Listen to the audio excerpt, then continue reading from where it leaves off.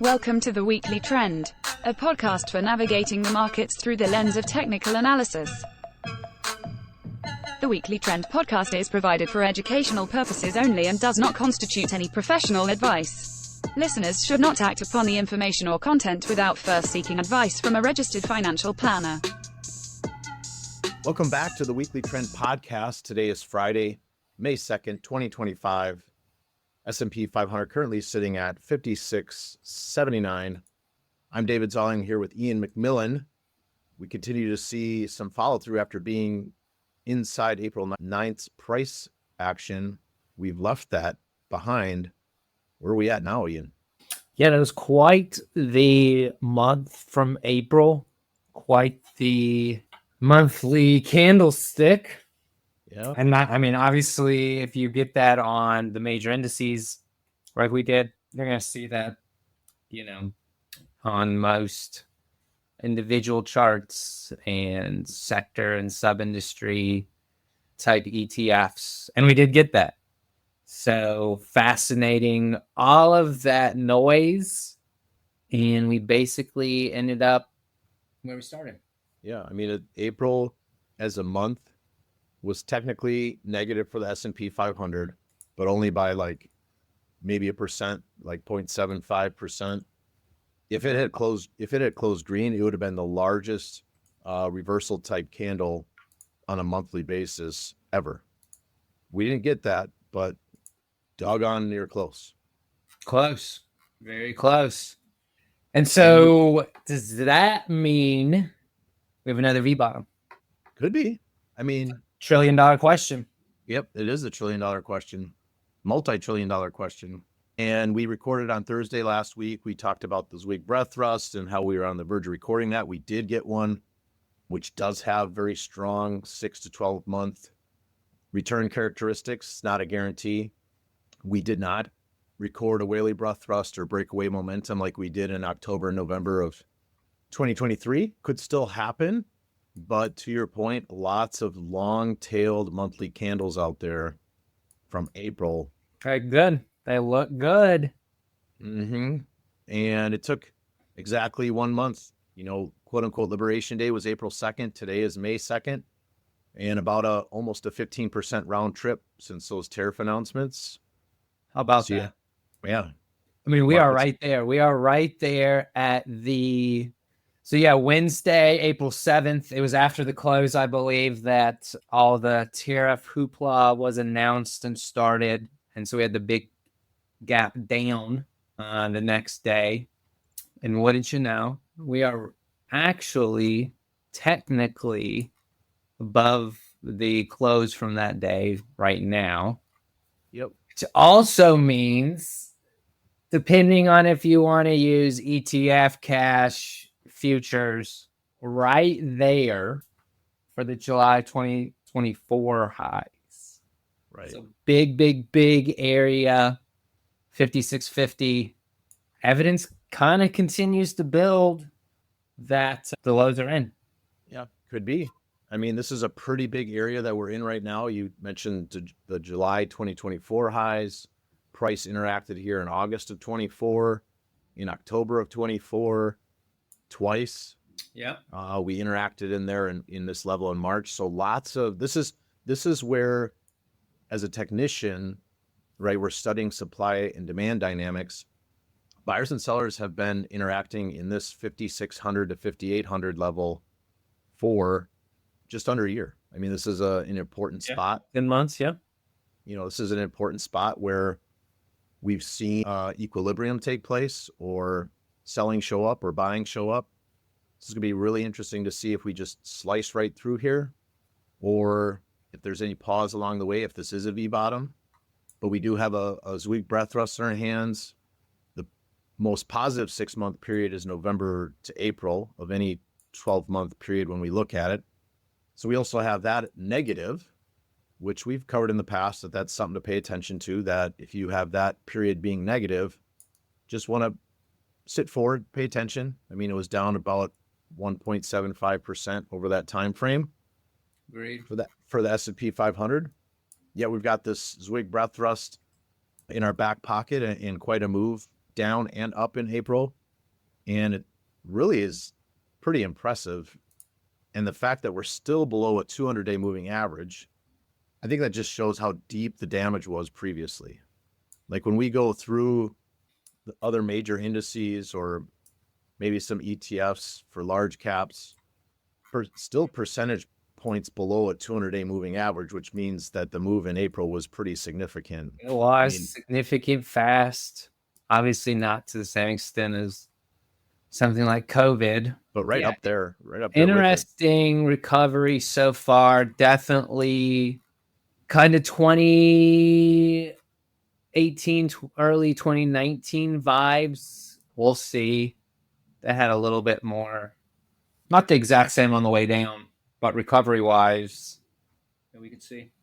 Yeah, I mean, the fact that, for example, small caps using IWM is still 8% below its 200-day and 20% away from all-time highs, or mid caps are still 5% away from a 200-day. This is after this rally, and 16% away from all-time highs. You have the Dow Jones about a little less than 3% away from a 200-day and 9% away from all-time highs. The Qs, S&P, FANGs all look better. They're almost right at their 200-day. Momentum ETFs. Yeah, momentum still looks good. I mean, you have international stocks using VU is above a 200-day. Emerging markets are above a 200-day. But for context, emerging markets is still 28% away from prior all-time highs. MEGs, still 20% away from all-time highs. Meanwhile, FANG stocks are, quote unquote, only 9% away from all-time highs. And so I think it's just interesting to note, Ian, if we had a move of minus 20%, so that was in S&P using futures. So if you go from the February all-time high to the I'll call it overnight lows, April 7th, minus 20%, and we've rallied about 17%. Doesn't that mean we're 3% away from the all-time highs? Yeah, that's common, but no, not how it works. That's the math. That's not how math works. So we're still 8% away from all-time highs in the S&P. We could get there in the next few months, or not at all. Time will tell. This is a really big level, this 5,600 to 5,800 level on the S&P. And just going back to some of those international areas, I mean, it says something that Europe using IAV is within pennies of all-time highs from 2007. So 18 years of 0% return. And European financials continue to make new all-time highs. You combine that with U.S. financials using XLF, reclaiming a neckline and confirming a false breakdown. I think we gotta hand it to financials here, whether we're talking domestically or internationally, on their strength. Yeah, and is it so? I find it fascinating that financials have held up really well on a relative basis, although, and that's typically would be considered a value-oriented sector. But yeah, I mean, a lot of this recovery has been, I would say, growth. Growth has outperformed value across most market caps, all market caps. But yeah, you've got financials. I don't know, maybe financials will become a growth sector. Yeah. And we know they have momentum, and the momentum factor is still alive and well. But to your point, yeah, internationally, a lot of those indices are heavily weighted towards financials, and that continues to be a massive tailwind. For sure. I mean, look at European financials. Yeah. Continues to record new all-time highs. Another one today. The most bullish thing the market can do. Speaking of those, monthly candles with big lower shadows, long lower shadows, perfect example right there. Pretty 100%. Big draw. I mean, pretty big correction just in green. Yeah, you want to talk about bullish engulfing on a monthly basis, EUFN for sure.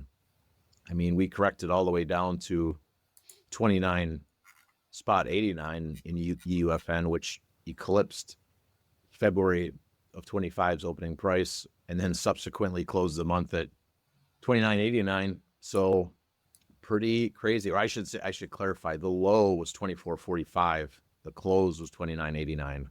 And that price action surpassed the prior 2 months. I mean, that's pretty big bullish engulfing on something like European financials. Not something that matches the terrible tariff narrative. No, it is not. No, it is not. And so here we sit. European financials look good. Europe as a whole looks good. You have the S&P with U.S. financials definitely participating. Like Ian said, a lot of this move from the April lows being led by large cap and carrying into, I mean, S&P is still 1% away from a 200-day and 8% away from prior all-time highs. And it's really, I don't know, I'm going to say this probably 20 times on this episode, but this 5,600 to 5,800 level in the S&P is critical. So much interaction between buyers and sellers in this area in the past. So we can clear this and go right through it.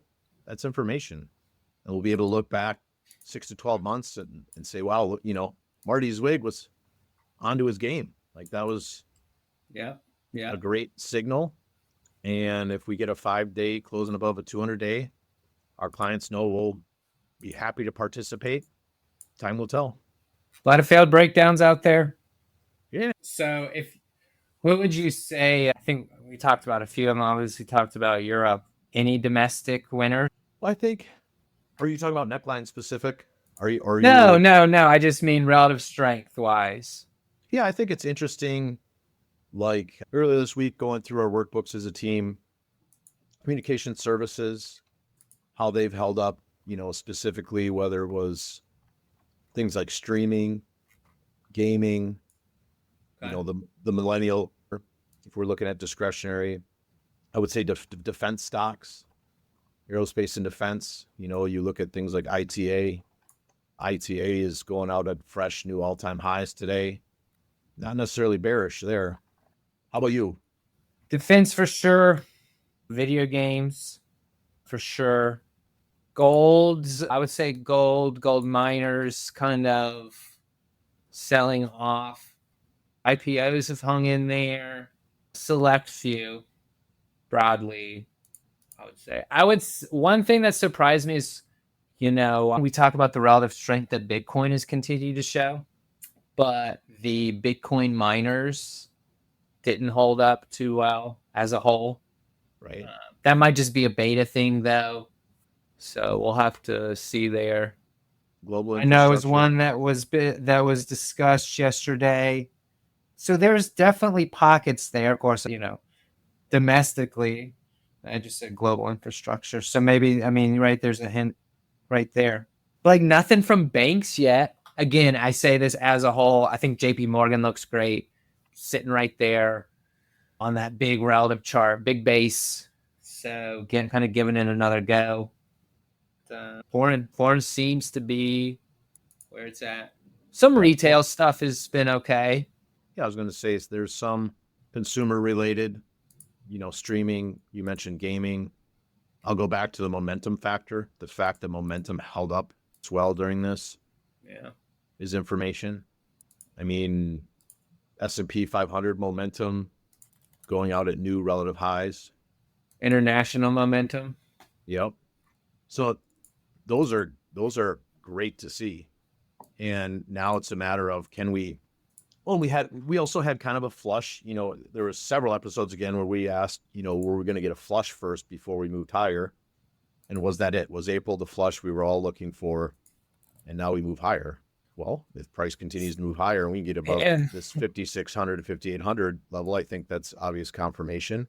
You had financials, U.S. financials break their neckline, reclaim. I think now what you want to see is you still want to see technology versus S&P follow through, like it's on the verge of confirming a false breakdown. Semiconductors versus the S&P is not quite there yet, but that would be nice to see that reclaim the horizontal level that's been in place since the beginning of 24.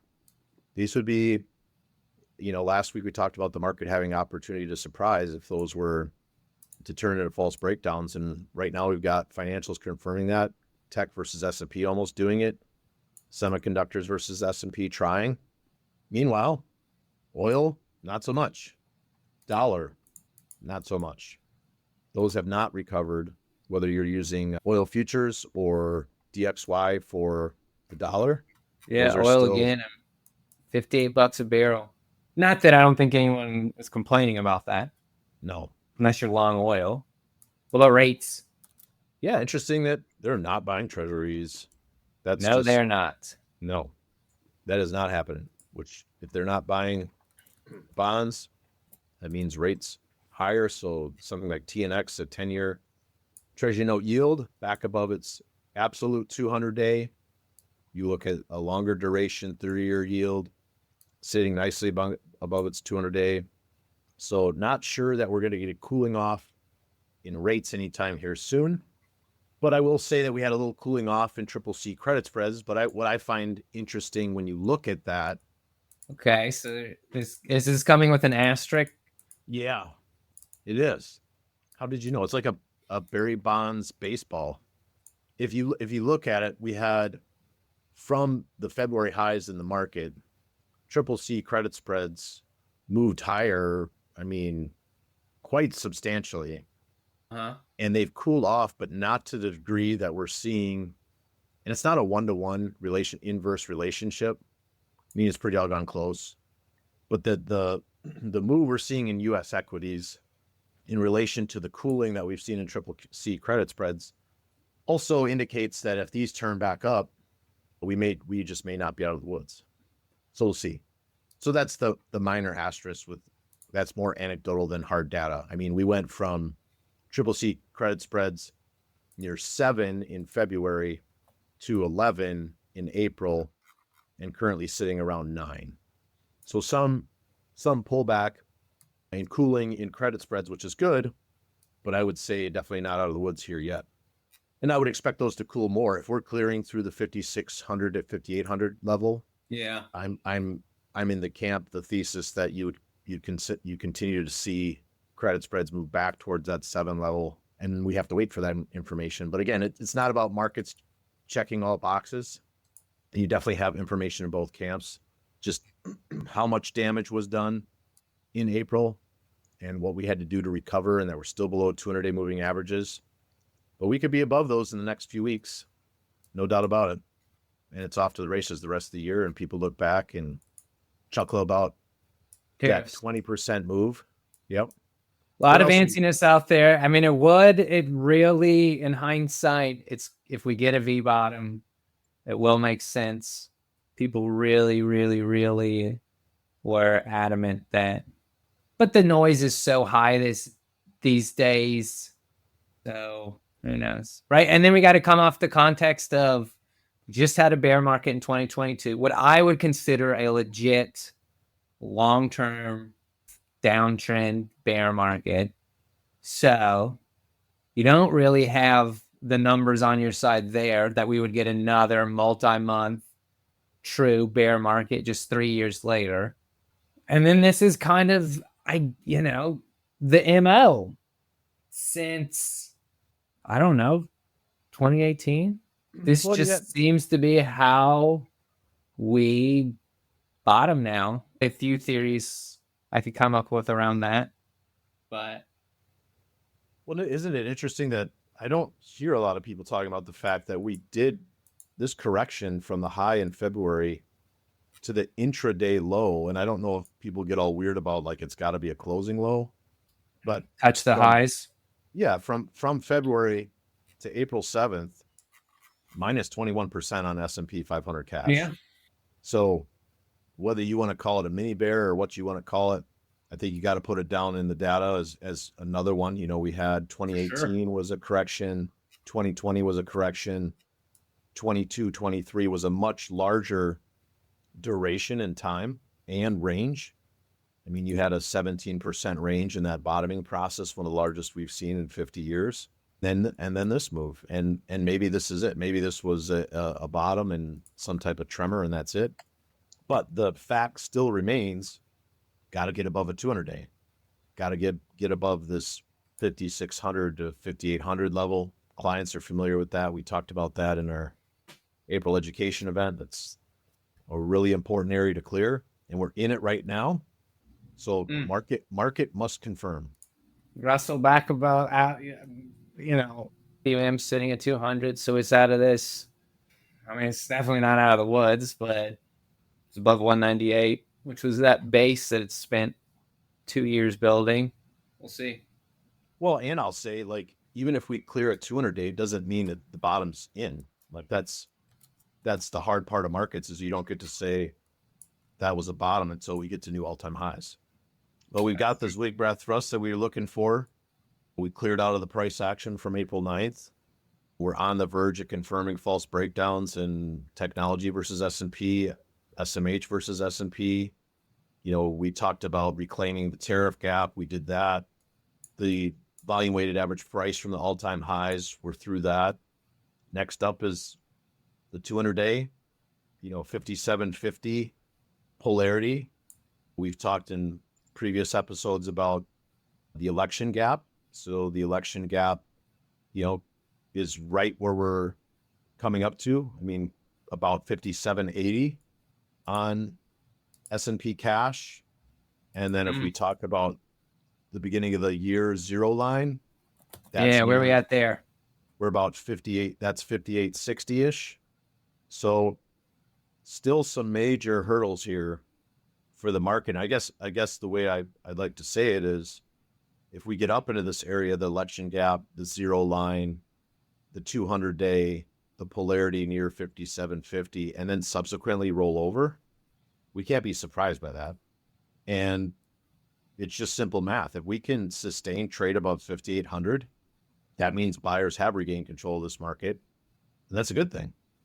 Agreed. Yeah. Anything else you want to point our listeners to that you noticed this week, or as a whole, painting the environmental picture worth highlighting? Yeah. So 200-day on an S&P has started to flatten out. Russell has kind of started to roll over. There is a lot has been fixed from a technical perspective. I think you've got a lot of the pieces of a solid bottoming process, including a breadth thrust. I would even say it's a little bit more short term, but a day like Wednesday where we had the gap down, we had run into pretty good resistance there at like 5,500-ish, I believe.